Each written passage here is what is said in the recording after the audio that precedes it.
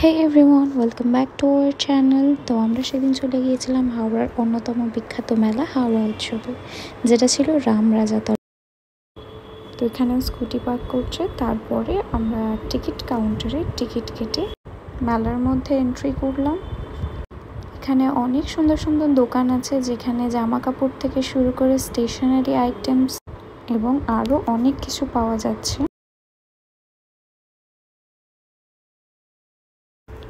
তো আমরা এবারে চলে এসেছি রাইড সেকশনে, যেখানে অনেকগুলো রাইডস ছিল।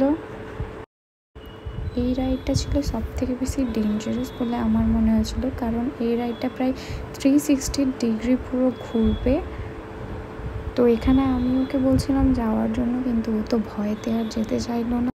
তো আমি ওকে খুব কষ্ট করে কনভিন্স করলাম নাগরদোলায় যাওয়ার জন্য।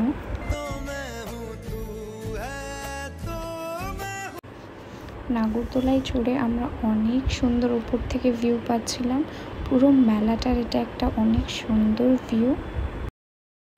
তারপরে একটু খাওয়া দাওয়ার দিকে চলে গিয়েছিলাম। তো আমরা এখানে স্যান্ডউইচ নিয়েছিলাম। ও ফার্স্টে আমাকে খাইয়ে তারপরে নিজে খায়। দেন আমরা চলে গিয়েছিলাম মকটেল সেকশনে, যেখানে আমরা মিন্ট ফ্লেভারের মকটেল নিয়েছিলাম।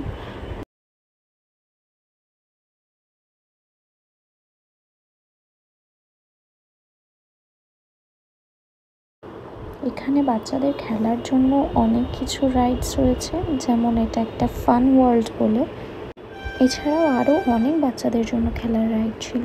তো মেলার শেষে ছিল এই জিলিপি পান্তুয়ার দোকানটি, যেটা হচ্ছে মেলার একমাত্র পরিচিতি। দেখা হচ্ছে নেক্সট ভিডিওতে। Thank you for watching.